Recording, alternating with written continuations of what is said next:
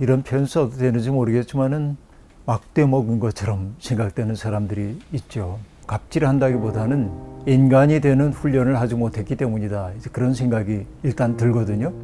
그건 노라고 얘기를 해야 하죠. 왜냐하면 내 속에 그림자가 남는 그런 일들은 내가 하면 안 되니까. 그러니까 그 입장이 없기 때문에 사람들이 우리를 길들이려 하거든요. 길들여지지 않는 부분이 내 속에 있어야 돼요. 그 기준은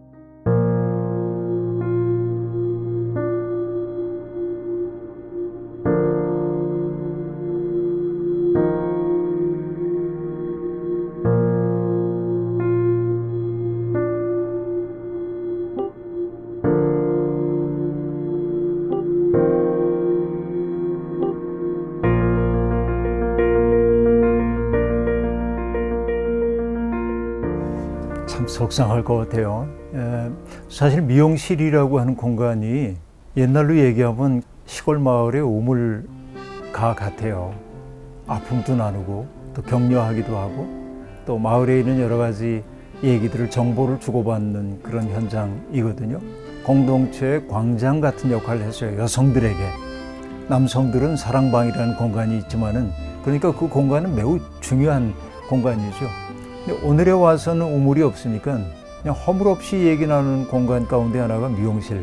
그러니까 미용실을 운영하고 있는 분이 오는 손님들을 따뜻하게 환대해 준다고 하는 건 정말 중요한 일이죠. 그러니까 아마 질문을 하고 있는 분들도 그런 따뜻한 마음으로 지내려고 하는 것 같고. 근데 정말 세상에는 이런 표현 써도 되는지 모르겠지만은 막대 먹은 것처럼 생각되는 사람들이 있죠. 소위 요즘에 와서 갑질이란 말이 유행을 하고 있긴 합니다만 참 부끄러운 게 한국에서만 통용되는 단어 가운데 재벌이란 말도 있고요. 갑질도 그 중에 하나래요. 굉장히 이제 부끄러운 일, 천민자본주의가 만들어낸 하나의 세태 가운데 하나다 하는 생각이 들기도 하는데요. 그러니까 어떤 사람이 선한 마음을 가지고 만든 공동의 자리에 와가지고 자기가 손님이라는 이유 때문에 함부로 사람들을 대하는 태도, 그것은 어떻게 보면은 뭐 갑질한다기보다는 인간이 되는 훈련을 하지 못했기 때문이다. 이제 그런 생각이 일단 들거든요. 근데 이게 왜 그러냐? 그 사람의 문제이기도 하지만 제일 큰 문제는 우리가 사는 세상의 중심이 자본주의 세상 아니에요, 우리가. 끔찍한 얘기입니다.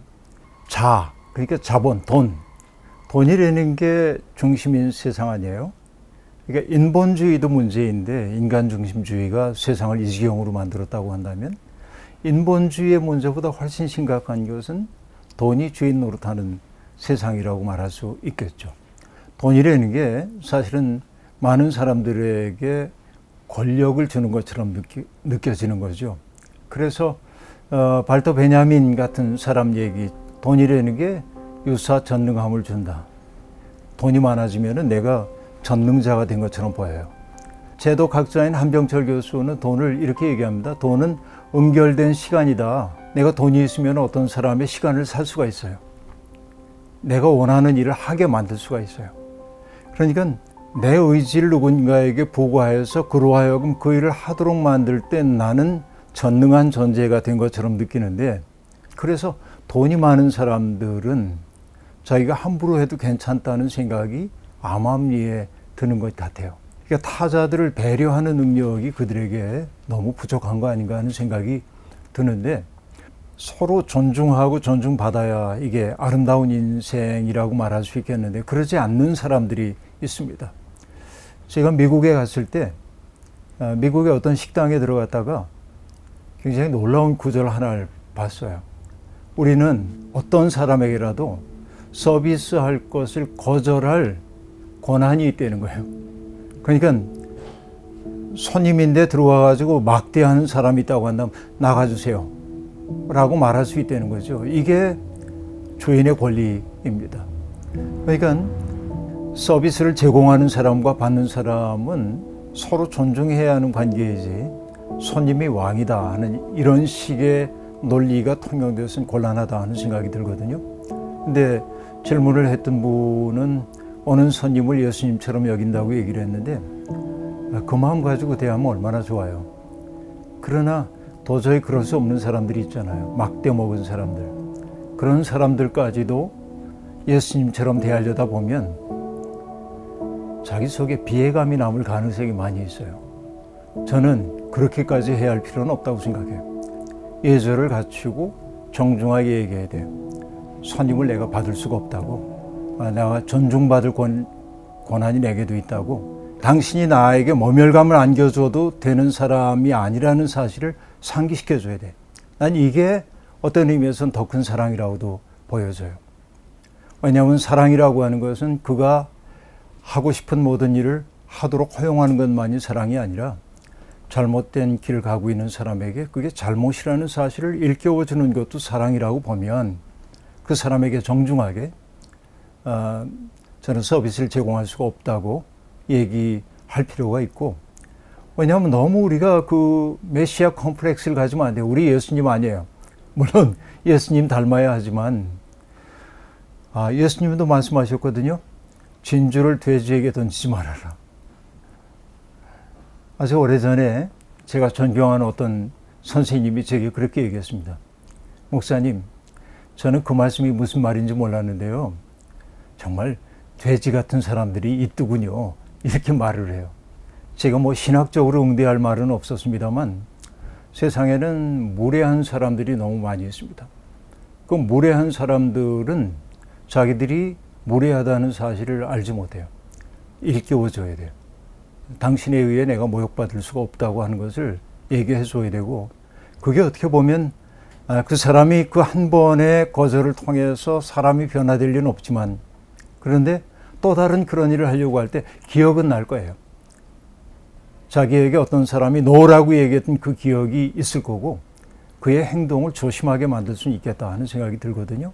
그래서 너무 지나치게 내가 예수 믿는 사람인데 저 막대 먹은 사람도 예수님일지도 모르는데 아니에요. 그분 예수 아닙니다. 예수님이 제자들을 파송하잖아요. 가서 하나님 나라 전해라. 병든 사람들을 치료해줘라. 귀신을 내쫓아라. 그리고 제자들에게 요구했던 게 뭡니까? 그들을 위해 평화를 빌어라. 그런데 그들이 평화를 받을 만한 사람이 아니면은 손을 털고 떠나려는 거예요. 너희가 빈 평안이 너희에게 돌아올 거다. 그러니까 내가 저 사람을 바꿔놓을 수 있다든지, 혹은 뭐 그 사람을 내가 감화시켜야겠다든지, 그런 마음을 품고 사는 것은 좋으나 누군가가 나를 함부로 하는 것을 허용하는 것은 그다지 좋은 태도는 아니다. 내 경우를 얘기하자면 나는 나의 삶의 원칙이 훼손되지 않는 범위 내에서는 많이 양보해요. 그냥 네 그렇게 하시죠. 내 생각이 있더라도 그렇게 한번 해보시죠. 그리고 넘어가요. 그러나 그 사람이 내 신앙의 어떤 본질적인 것들, 또 내가 인생에 세워두고 있는 나의 삶의 어떤 진면목, 이런 것들을 포기하도록 만든다고 한다면 난 거기엔 노라고 단호하게 얘기해야 하는데, 그 기준은 누군가가 세워줄 수는 없어요. 본인이 세워야 하는데, 그러니까 그 속에서 내가 나의 자존감이 무너질 상황이라든지 내가 가지고 있는 신앙의 뿌리를, 토대를 흔드는 이 일을 양보한다면 내가 무너질 수밖에 없거든요.